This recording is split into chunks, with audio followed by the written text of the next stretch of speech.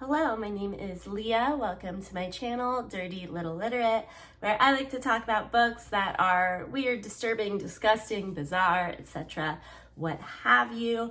The book I'm going to be talking about today was recommended to me by one of my viewers, A Better Perspective, so thank you for recommending this one. This one is certainly a little buck wild, and the book I'm talking about is Geek Love by Katherine Dunn. So this book is about the Binuski family. They are known for this circus that they run, and in particular, their freak show. The dad of the Binuski family, Big Al, he is in charge of this circus, and this is in his blood. This is in his family. His family has always run a circus, and I guess it's very typical for most circuses to have freak shows.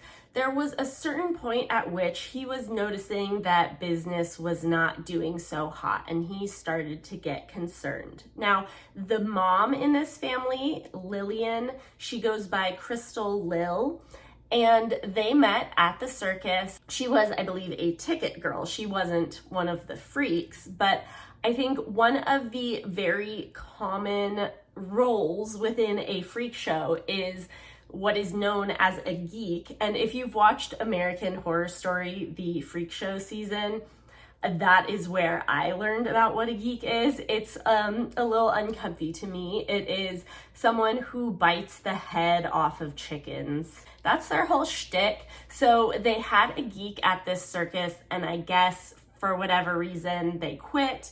And so they were in a pinch because they needed a geek. So Crystal Lil, who was this beauty who was just doing tickets, she's like, hey, I'll be your geek. And Big Al couldn't believe it. She's far too hot to be biting the heads off of chickens, / wouldn't that be the hottest thing ever if this hot girl was biting off the heads of chickens, I guess. And she did it, and she did a great job. And so she became a very popular geek in this freak show. So they fell in love, and they decided they wanted to start a family.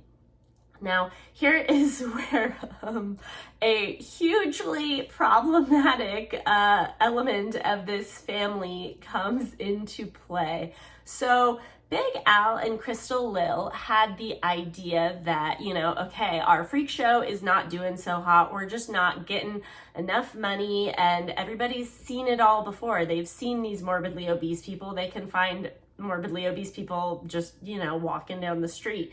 We need something that's, gonna really draw people in. So what if we create our own freaks? So how are they going to do this? Well, they come up with this bright and shiny plan of, hey, we're gonna get you pregnant, but while you're ovulating and during your pregnancy, we're gonna have you, do some meth, do some cocaine. Why not take a little arsenic? And let's ensure that we have the most deformed babies possible. And so we'll be keeping all the freaks in the family. This is a family affair.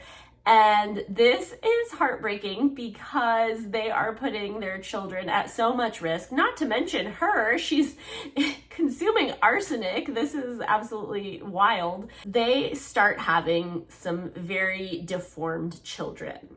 So their first child, named Arturo, who also will later go by Artie, he is born with his hands and feet as like flippers, but he does not have arms or legs to connect the flippers to his body. So he's kind of just like a torso with flippers. And so he was taught to swim from a very early age, like as an infant. And so part of his shtick is he goes by Aqua Boy once he gets older, and he's in a tank and he's like swimming around with his flippers. And Artie is going to be a very important player in today's book. So after they have Artie, the next children in the lineup are Electra and Iphigenia, but they go by Ellie and Iffy, and they are Siamese twins. And so the top half of both girls' bodies is like a standard human body, but they are connected at the hips, and they share one set of hips and legs. So they have like 4 arms, 2 heads, etc., what have you. And the twins are very endearing and everyone loves them. I think Ellie is known as kind of the sassy Spitfire, but Iffy is really the one that everyone loves, and she's just so sweet and endearing.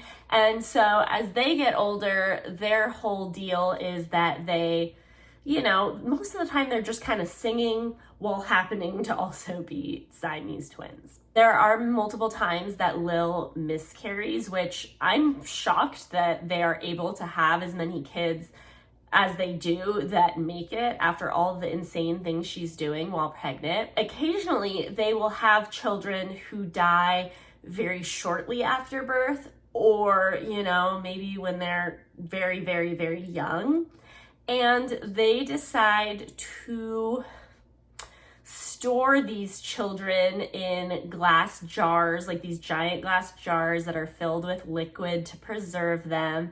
And so there's an area at the circus where they keep all of their family members in these jars, and a lot of these babies had their own deformities. Let's say they had a kid that was quote unquote normal that did not have any deformities. They do not want that child. They're like, what the fuck? We were robbed, which, yeah, absolutely crazy. The next child that they have that actually makes it beyond a few years of age is our main character, and her name is Ollie.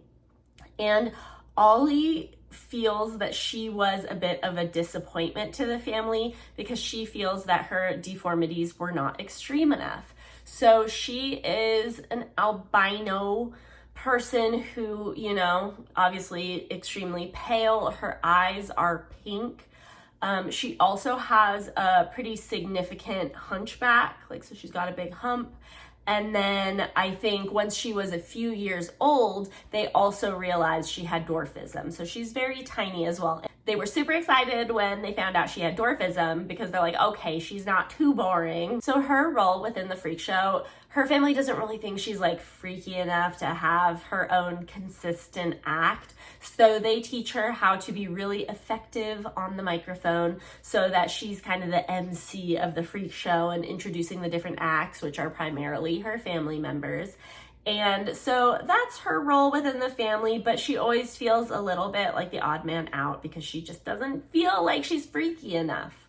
This book, the timeline, we jump back and forth a decent amount. So when we're getting started when Ollie is still a child. But we start jumping back and forth between present day. And during present day, Ollie is, I want to say, in her mid to late 30s, but basically is like an old woman. I think because of the conditions she has, her body is not aging at the same rate that it would if she did not have these conditions. And so I think she's in a lot of pain physically and just kind of moving around kind of slow. And so in present day, we see that she is living in this apartment building. And she tells us something that is quite strange. So Crystal Lil, who is her mom, also lives in this apartment building. Apparently, she is almost completely blind. She's super, super hard of hearing. Most of her senses are shutting down, and I think this is the same case where it seems like she has aged pretty rapidly as well because of all of the damage that she did to her body throughout all of her pregnancies. And so apparently she does not know that her daughter Ollie is living in this building. Ollie is going by a different name and basically pretending to be someone else and pretending that she's not Crystal Lil's daughter. She kind of tries to make it so that her voice isn't super recognizable, and we don't know why she's doing this. And there is another woman who also lives in this apartment building named Miranda, and Ollie is paying special attention to Miranda. And at first we're confused as to why, but we end up finding out that Miranda is actually Ollie's daughter. But Miranda does not know that, and Ollie is choosing not to tell her. We will find out that Miranda did not grow up with her mom. I guess when she was very, very young, Ollie gave her to a bunch of nuns, and these nuns raised her daughter. Now, one day, Ollie decides to follow Miranda, and Miranda is going to work, and where she works is this interesting club where there are a lot of people who are observing these performances, mostly by women, and these women get up on stage and they're dancing and performing, maybe they're singing, whatever it is, and then all of a sudden you find out that there's something crazy about these women. So for example, one of the ladies, she's stripping, and as she's undressing, you find out she removes her underwear and her pubic hair hits the ground. It is that long. And so she's got this special, unique, can't even call it a bush. We're far beyond that territory. She's got that going for her. So this is basically kind of almost giving the feeling of like its own freak show, but not in a circus way. It like has a gentleman's club kind of vibe. And then at one point, Miranda is going to be performing. Now, just looking at Miranda, you cannot tell that she has any type of deformity. And so part of her act, she's also stripping down. And then we see she has a little tail. She has a little tail. And we find out that it was very concerning to Ollie that her daughter only had a tail, because in her family, if you are not deformed enough, they don't want you. And it seemed like they didn't think this was a significant enough deformity. So she was potentially worried about what her family might do to her. Now, there is a piece of very concerning information that we get kind of early on in the book that is not explained till much later on. So honestly, at first I was like, am I understanding this right? Why would you just drop that and then not explain it? Am I missing something? But early on, she mentioned something about Miranda's father, and she is referring to him as Arturo, and that is her brother. So we're like, okay, she had a child with her brother, so we don't know if this is like an assault situation. We don't know what's going on here. So we have to put a pin in that because we are going to get more information later. So it's clear that Ollie wants some type of relationship with Miranda, or just wants to even be able to just be around her and observe her, but she doesn't want to get too close. And interestingly enough, one day Miranda starts talking to Ollie, and she is asking if she would be able to sketch her. I guess she's in art school, she loves to draw, and she wants to draw, people who don't be looking too traditional. Ollie hems and haws a lot. She's kind of uncomfortable at the prospect, but ultimately she agrees. So her and Miranda kind of start bonding, and they're starting to hang out a little bit. So we're going to be jumping back now to the past where Ollie is still a child. And after Ollie, there is another child who is born. And unfortunately, I guess, when this child is born, he does not have any apparent deformities, which is very bad news, especially for the mom, because Big Al, the dad, is like, no, we're not keeping this kid. Are you kidding? Why would we have another mouth to feed if we're not going to be able to make any money off of him in our freak show? And Crystal Lil is having a very hard time with this. She's acting like she's going to go along with it. They're hoping to leave him somewhere, and hoping that some nice person will find him and want to take care of him. But I don't think they're doing a great job of like figuring out where to leave him, and the amount of time before somebody finds him is also really questionable. I think they wanted to like leave him at a gas station in the middle of the night and it wasn't even open. And Crystal Lil is kind of doing whatever she can to hem and haw to kind of try to get out of leaving this child behind, and Big Al is getting mad, and it's kind of this whole scene. And then as this is happening, something really strange happens, and one critique that I will have of this book is there are multiple scenes where I would have to read the same page multiple times because I truly did not know what the fuck was going on, and the way that the author was writing about what was going on was not making it very clear. Like, she will describe to you what's happening, but she's not actually explaining to you what's happening. So, for example, in this scene where there's all this hubbub going on with Crystal Lil and Big Al, you know, the little baby is there, and all of a sudden, Crystal Lil, her body starts doing some weird things, like her head is kind of turning, her robe that she's wearing starts opening up on its own, and then everyone can hear like all of her hairpins are starting to hit like the ceiling and the walls, and then she starts floating off of the ground, and like she's kind of flying around, and absolutely no one knows what's happening. Her hair is going crazy everywhere. And it becomes apparent that this little baby, while he doesn't have any physical deformities, he has some sort of crazy, like Matilda-like power where he can move things with his mind. Once they discover this, at first they're like, okay, we don't know how we're going to use this, but we're definitely going to use this. And so they're quite excited that they feel like, okay, I guess this baby's not a waste. So they're going to keep him, and they decide to call him Chick.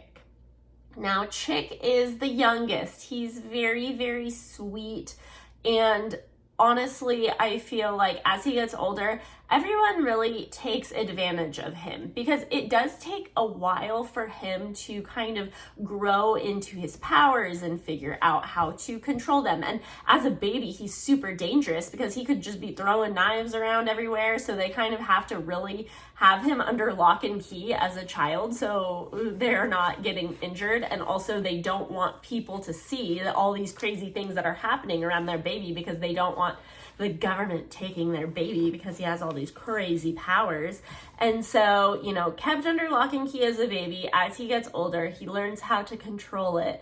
But then because he has this power, it's used in these kind of interesting ways that you might not immediately think he would be able to use these powers for at first. So like in terms of cleaning, like let's say there's a bunch of dirt all over everything, he can look at it and move the dirt off of it just with his mind. So in terms of cleaning, he is really great at cleaning, and basically all of his siblings start making him do all their chores for them. And this poor boy, he's the youngest, but it seems like he's never really getting time to be a kid because everyone just wants to use him for their own purposes.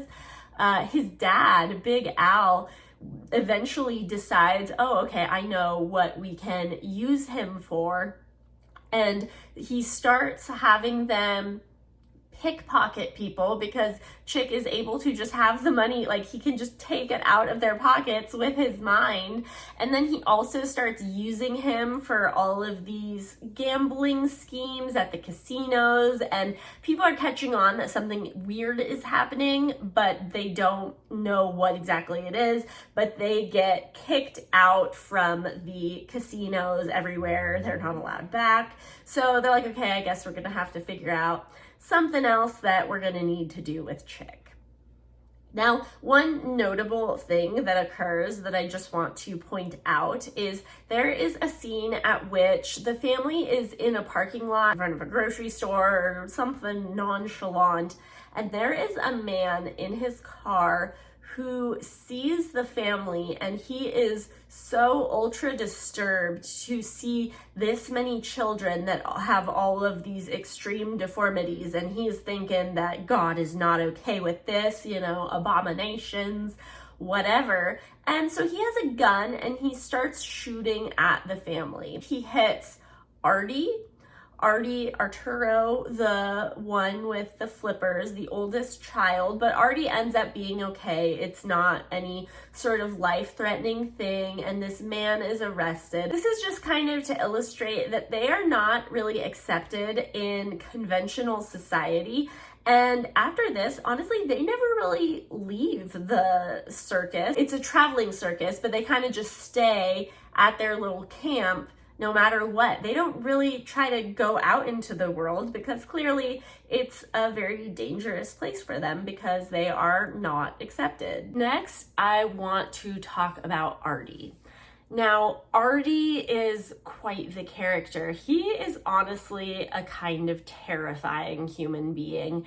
And this is pretty evident even when he's young. There is actually an instance in which he claims that Chick, his younger brother, when Chick was a baby, that Chick had some sort of accident. He somehow got hurt. I don't remember if it was like falling off of the bed, but it ends up becoming clear to Ollie that Artie tried to kill Chick. The reason for this is because Artie is a very, very jealous person. So every act they have at the circus, they always count up at the end of the day, the amount of attendees that were drawn by the different acts. And if the twins sold more tickets than he did, he is extremely angry. He cannot handle it. He kind of needs to be the star of the show. And so when Chick came into the picture and has all these crazy abilities, he doesn't like that maybe Chick eventually will be able to outshine him, so he tries to kill him. And Ollie absolutely worships Artie, which is kind of interesting because he's honestly such a dick to her. He is always calling her anus, and that's his nickname for her. She dotes on him so much. She's constantly rubbing lotion all over his body. She's always helping him get ready for his acts. She's willing to massage him. And honestly, it does start getting pretty creepy because she'll even be talking about I don't know, she's cleaning his butthole and stuff. And I get that he has his flippers, so he can't necessarily clean himself, but it is kind of uncomfortable to have your sibling doing this for you. And it becomes clear that she is kind of obsessed with Artie, and Artie is a very manipulative person. And so it often doesn't really seem like he genuinely cares about anyone. I guess he is really, really attached to one of the twins, Iffy. They're pretty close, but the other twin, Ellie, hates him. And even though he really, quote unquote, loves Iffy, it's almost like a control thing. If he loves you, he kind of wants to have control over your entire life. And Ollie is often jealous of Iffy because of how much Artie dotes on her. And so it's kind of this weird thing where because they don't really go out into the real world, most of their interactions are all just with each other. And there's a certain point at which Ollie admits to herself that she's in love with Artie. She's in love with her brother. She is obsessed with him. So she doesn't tell him or anything. She's I'm just gonna keep this knowledge to myself, but that's how she feels. She doesn't even need him to know. She just needs to be able to kind of be near him. As Artie gets older, he learns more and more about how to manipulate people. And as we're jumping back and forth in the story, in present day, there is something that is mentioned about a cult from back in the day called Arturism, which, his name's Arturo. And it was this crazy cult that was doing all of these wild things. And so it's definitely alluded to that he was a cult leader, but because this is being spoken about in present day, we don't know how this came to be. We don't know what he was doing. But once we go back into the past, we do kind of start to see how this unfolds. There's one day where Artie, during one of his acts, someone is asking him a question and he has some type of insightful answer that almost makes it seem seem like maybe he has some pretty strong intuitive powers, which he doesn't. He's just very manipulative and smart and knows how to say things in a way that are going to make people think, oh wow, he knows more than we do, and maybe he has access to some sort of information from another realm or something to that effect. And so then his act kind of morphs so that he's not just Aqua Boy swimming around in the tank, but it's kind of like a Q&A thing where people want answers, like the type of questions where you would ask a psychic, they are now asking Artie, and he's just bullshitting everything, but people are eating it up. And it's crazy because it's even like about stuff, you know, where you really shouldn't like fuck with it, where like, you know, people have lost a loved one and they're trying to figure out how their loved one's doing on the other side, and he's just eating it up and totally fucking with all of these people. But people start to become really obsessed with him, and he starts pulling in a lot of people to these shows. So now he decides that he wants to up the ante. And it has always been clear that he is extremely resentful of what he calls like norms, which, you know, are just people who don't have any deformities. He thinks they suck. He doesn't like that they're the type of people who would laugh at him, and he wants to make sure that never happens. He wants them to worship him. And so he starts manipulating audience members into thinking that he is this kind of enlightened, super evolved human, and if they could be more like him, they would achieve inner peace and total happiness, because he's saying, look, I don't even have arms and legs, and I am doing so much better than all of you, and I have this true peace that you don't have. You guys are constantly chasing happiness that you'll never find, and I feel that the less that I've had, the more I've been able to find inner peace. So he starts suggesting to people that if they were more like him physically, they would be closer to inner peace.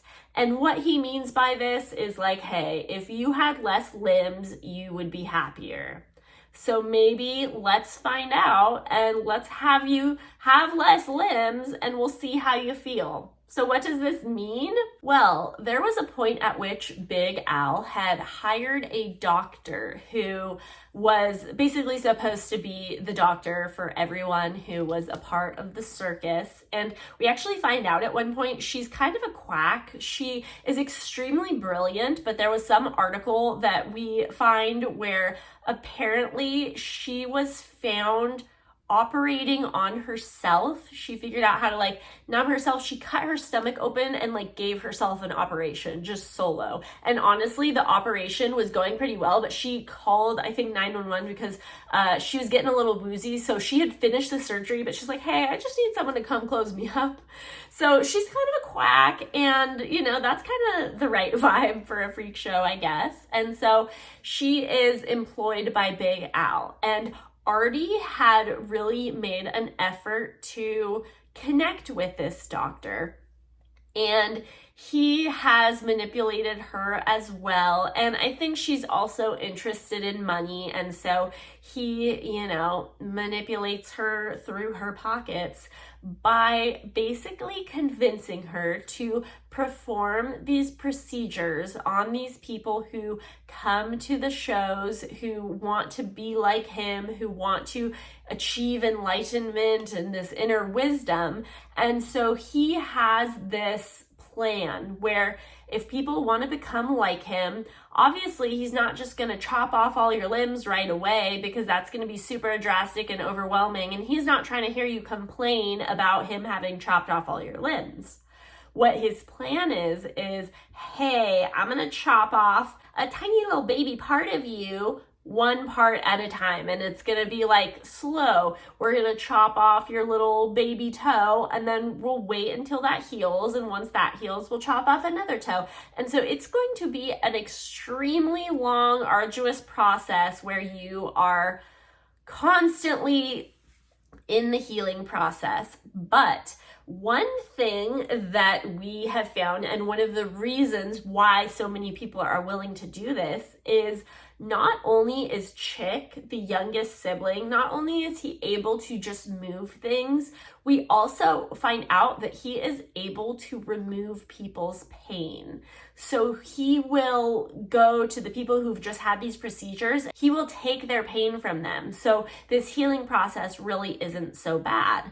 And Artie actually ends up encouraging Chick to kind of be taken under the main doctor's wing. And he wants him to like kind of study up under her and learn about all the medical procedures that she's doing, all the while being there for the procedures so he can make sure things are going smoothly because nobody's in pain.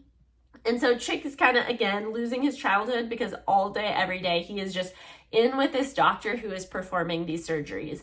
And she is very busy because so many people agree to do this. There are so many of Artie's followers who are following this archerism, which, you know, they're like basically calling a religion. They are so about it. All of these people are willing to have all their shit cut off. And so this cult ends up amassing hundreds and hundreds and hundreds of followers.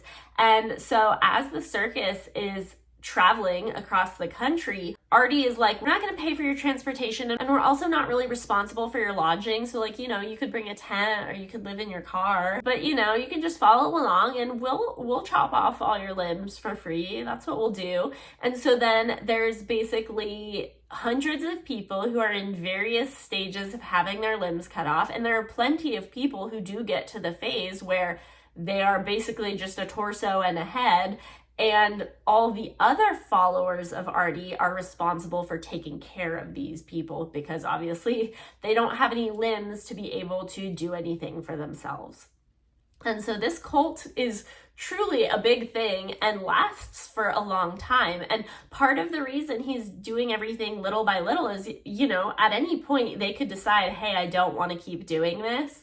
But he's making sure you have a million chances to say that before you're just a torso. Interestingly enough, so do you remember how I mentioned there was this man that actually shot Artie when he was young because he thought all of these freaks were an abomination? Well, after he is done doing his time in like a mental institution, he tracks Artie down and he decides that Artie is the best and he wants to be one of Artie's followers. However, after he had gotten out of the mental hospital, he actually killed, I think, his ex-wife, and he shot himself, but he didn't die. So like, he's missing half of his face. He can't speak. He's very, very just physically limited, but he writes stuff down. He approaches Artie. He just tells him how badly he wants to follow him. And the thing is, Artie realizes this is the same man, even though he looks completely different,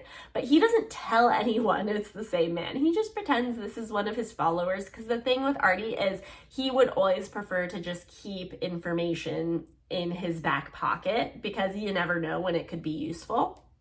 So as everything is happening in terms of archerism blowing up, we have the twins, Ellie and Iffy. They realize they want to make some more money of their own, and so they decide to sell their virginity. And they realize they ended up selling it for far too cheap, so they realize, okay, even though it won't be our virginity, we can just sell the opportunity for people to have sex with us, and, you know, we'll definitely increase our rates. But the idea being, you know, this is a very unique sexual experience to have sex with Siamese twins. So they start doing this, but they are really trying to keep this on the hush hush, because if Artie finds out, you know, he really dotes on Iffy and he would not be okay with this. Not only does he just not want them to sell themselves, but also he doesn't want anyone doing anything that he is not in control of. So they start doing this, and eventually Artie finds out that the twins have been having sex for money, and he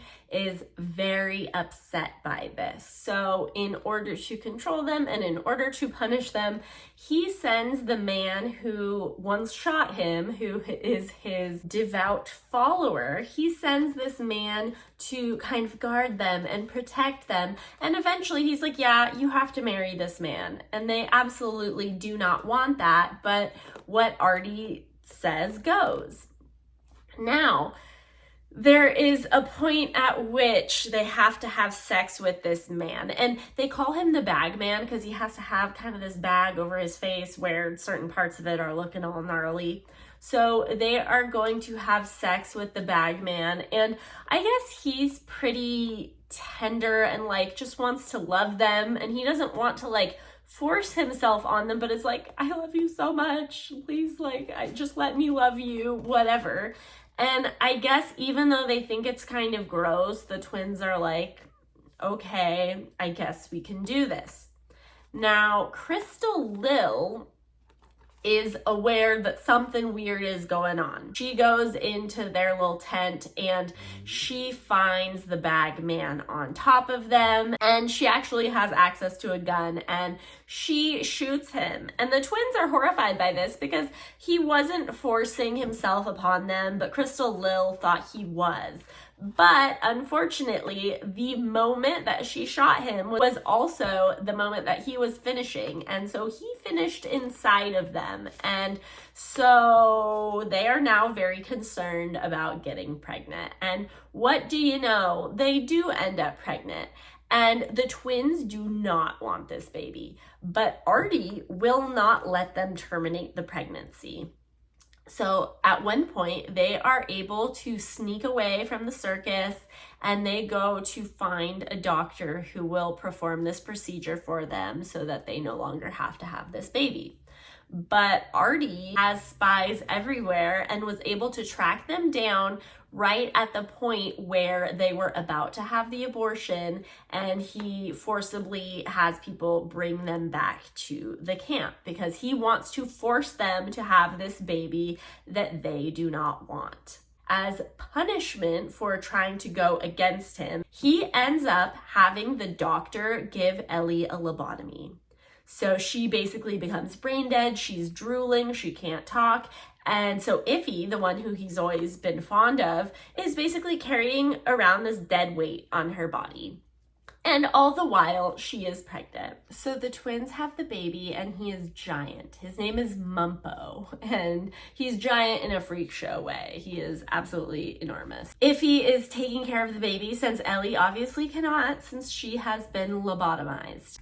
So then our main character, Ollie, starts thinking about, wouldn't it be nice to have a baby? Because she is in love with Artie, she starts thinking, wouldn't it be amazing if she could have Artie, her brother's baby? Now, she knows obviously this is not going to happen in a conventional way. So she asks her younger brother, Chick, to do her a favor. She asks him, using his mind, if he can take semen out of Artie's testicles and move it up inside of her. And he does her this solid. So this is how she ends up getting pregnant with Miranda. Meanwhile, Chick had been helping the doctor with all these surgeries, removing all these people's limbs. At this point, I'm not sure how old he is. I want to say definitely no more than like 13.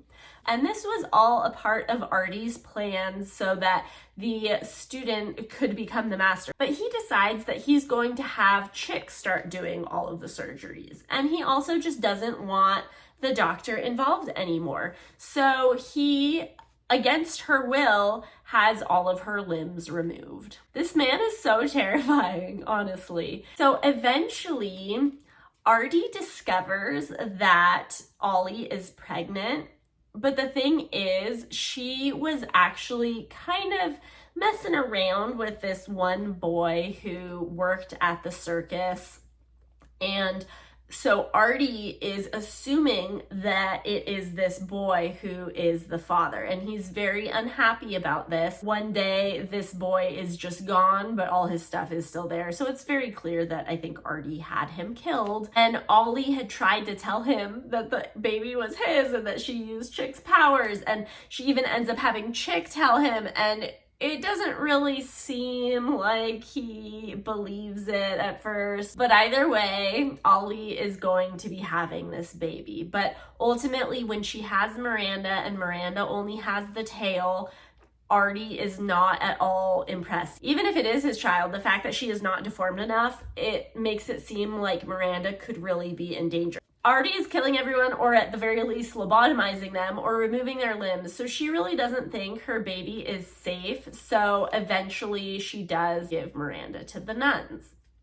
Now, I want to take a moment here to pause to jump back to present day.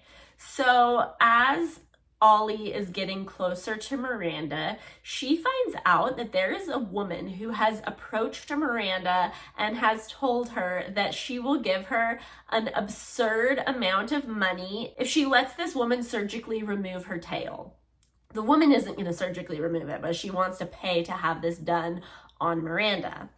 And Miranda is telling Ollie this, and apparently this woman, her name is Miss Lick, and she is buck wild. She has this really weird obsession where she really resents beautiful women.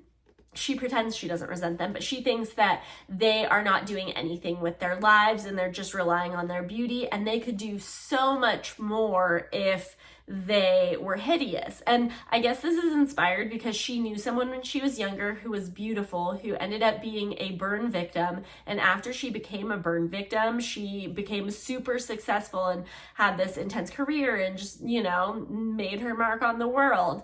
So she starts going to beautiful women and she offers them money to become deformed, whether it's acid that's thrown on them or having their breasts removed or just having everything that is beautiful about them altered in some way so that they are not attractive anymore.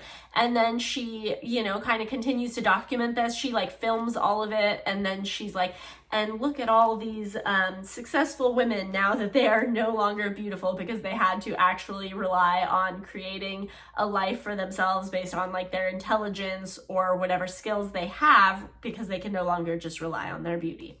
Now, the interesting thing with Miranda is the reason she's special, given her job, part of her performance is that she has this little tail. So she's kind of trying to do the opposite, and she wants to remove Miranda's tail because that's what makes her special. And so Miranda wants to do this because she wants all this money. And when she was younger, she always, growing up, really wanted the tail removed. It's grown on her now that she can use it for her career. But when Ollie finds this out, she is mortified because she thinks her tail is what makes her special. So she does not want this woman to remove her daughter's tail. And keep in mind, Miranda still doesn't know Ollie is her mom. So Ollie makes it her mission to find this woman, Miss Lick, and befriend her because she is going to do whatever it takes to make sure that this woman does not try to have Miranda's tail removed. Okay, we are going to jump back into the past now, and this is really the part of the story that really ramps up because we are going back to Iffy and Ellie, the twins. And it is discovered that Ellie has seemed even though she was lobotomized, slowly but surely there are little parts of her that seem to start coming back. Whether it's a little bit of her motor skills or she kind of starts saying a couple words. And they really do not want Artie to know because if she's coming back, they're afraid that he's going to have her re-lobotomized. So everybody's kind of trying to keep this on the hush hush. Now, Chick, because of all his special magical powers, he has found that he can actually help to bring Ellie back. So more and more he's been putting effort into kind of restoring her essence. And it has been working, but again, they're keeping it a secret from Artie. One day, Chick and Ollie go into the twins' tent and they see a horrifying scene. Mumpo, the baby, has died and he has clearly been murdered. And they are looking at the twins and they are covered in blood. Ellie, the part of her body, her torso or chest or whatever, has been stabbed. And she also has a pair of scissors hanging out of her eyeball. And Iffy is saying that Ellie, had kind of fully come back and in her fully back state decided to kill Mumpo, and Iffy was not able to stop her. And remember, they both had not wanted this baby originally, but I think iffy, you know, just decided to kind of commit to the lifestyle of being a mom because she just didn't want to go against Artie anymore. But seeing that Ellie had killed their baby, Iffy killed Ellie and stabbed her. And because they share a body, they are now bleeding out together and Iffy dies. When Chick sees that this has happened, he feels horribly guilty because he had been the one who had been trying to bring Ellie back. If he had not brought Ellie back, she would not have killed Mumpo. If he would not have killed Ellie, if he wouldn't have also died, none of this would have happened. Chick is mortified and he's like, Artie. And he decides that everything is Artie's fault, which, to be honest, really it is. He just realizes the amount of destruction that Artie has caused in all of their lives, and he knows he's been an accomplice to it, honestly, because everyone's afraid of Artie and no one really wants to go against him.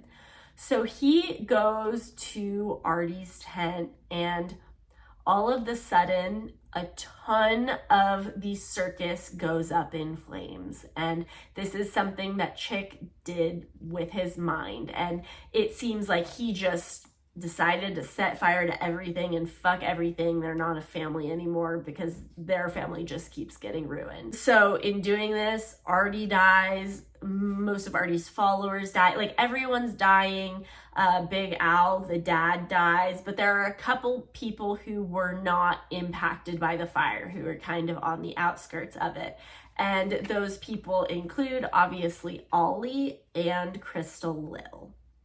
Now, when this happens, everyone is in so much shock. So something absolutely mortifying in this scene. So Al is very clearly dead, Big Al, and his body is all fucked up and, you know, burning to a crisp. So his body is just like ruined, but he is still identifiable. And Crystal Lil has honestly been losing her mind for a hot minute with all the substances that she had consumed for such a long time. And so the circus blowing up and losing a bunch of her family members, like, this very clearly set her over the edge, and she has completely lost it. And so someone reports that they saw her, she's like screaming at Al and like yelling at him, and she's like thinking he's still alive, and then all of a sudden she starts taking her clothes off and she takes his penis out and she starts like rocking up and down on his penis, and yeah, so she's completely lost her mind. So that is really how the family disintegrated. And so Ollie has obviously been keeping track of things in the year since. So she's living in this apartment that has both Crystal Lil and Miranda. Crystal Lil doesn't know that Miranda's her granddaughter either, by the way. Crystal Lil really doesn't know anything that's happening. And so in present day, you know, Ollie did create a life for herself. She actually became like a radio show host. And anyway, so in present day, where we're at right now, after we've learned about all this crazy chaos that had happened, we are now back at a point where she is really trying to befriend Miss Lick. And let me tell you, Miss Lick absolutely loves Ollie because she loves non-beautiful women, and Ollie is so extremely deformed that Miss Lick is just loving it. And so they really actually do create a bond, and after being friends for enough time, Miss Lick opens up to Ollie and she actually tells her about what she's been doing and shows her these videos of all these procedures that she's paid for to kind of ruin these women's bodies.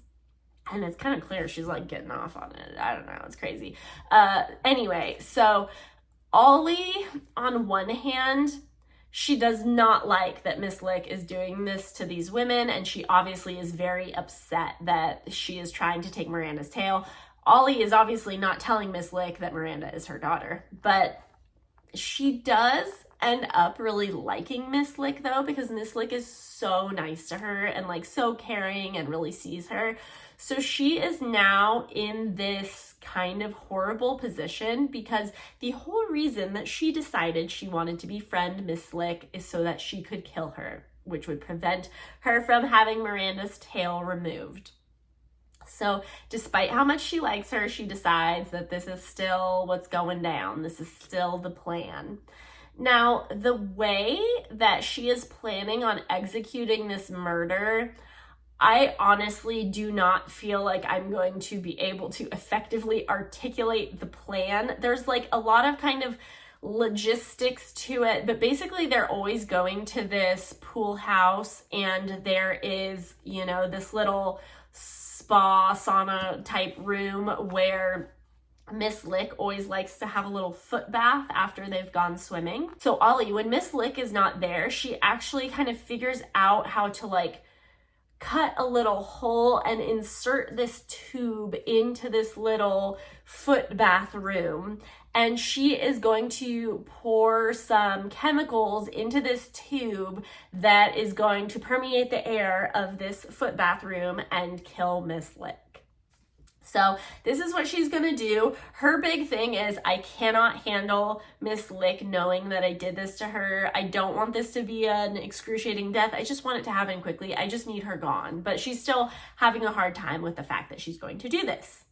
Now, she does go ahead and try to enact her plan, but it is not going the way she thought it would, because it is happening really slowly. And Miss Lick obviously knows something is very wrong, and she's screaming and she's like yelling at Ollie because she knows Ollie is on the other side of the door, and Ollie has made it so that the door is locked and like she can't get out. And so she's having a hard time because she's like wanting to go through with it, but this also is her friend and she's having to hear her suffer. And at one point she can actually hear that Miss Lick has seen that there's something crazy, you know, this like tube that's putting all these chemicals into the room. So she knows that someone is doing this intentionally. And obviously if Ollie is on the other side of the door not doing anything, it's pretty clear that it's her. Ollie at one point cannot take it anymore. She goes into the room. She's fine with the fact that Miss Lick might kill her because she's been trying to kill Miss Lick. And she's just like, I'm so sorry. I didn't want it to go down like this. And Miss Lick, even though she's like not in a very good state, she is still able to get her hands and wrap them around Ollie's throat and starts to strangle her. But just to be safe, Ollie had also brought in a gun. So she has the gun, but it's kind of clattering to the floor because she's being strangled. But it sounds like she's, you know, trying to grab the gun. And then we just know that a shot goes off. And that's all we know. And then we get to read a news article that is saying there was an apparent murder-suicide in this pool house. And it seems that Ollie did kill Miss Lick. She did end up shooting her because, again, she did not want Miranda to have her tail removed. But then it seems like she felt so horrible about what she had done that she killed herself as well. Now, the story ends with Miranda. Miranda is receiving a letter with a box. And the letter is explaining that Ollie is her mom. And she's like, I know that might sound like I'm just a crazy person. Here's the box of all the things I've collected throughout your life. Like, she was always having the nuns send her everything, you know, Miranda's schoolwork and just like little clippings of articles of anything that Miranda has ever done, but particularly from like her childhood, so that it's clear that she's not lying. And, you know, she's kind of apologizing for all the chaos that she could have potentially contributed to her life, and, you know, just telling her that she loves her. In this letter, she also tells her that Crystal Lil is her grandma, asks her to take care of her, and then she also says there are a bunch of jars containing the remains of all your family members, because I guess after the circus blew up, they also put the remains of like Artie and Chick and all these other fellow family members in jars. And so she tells her about where she can find all her family members, and you can go take a look at them, and you're a Banuski, you know?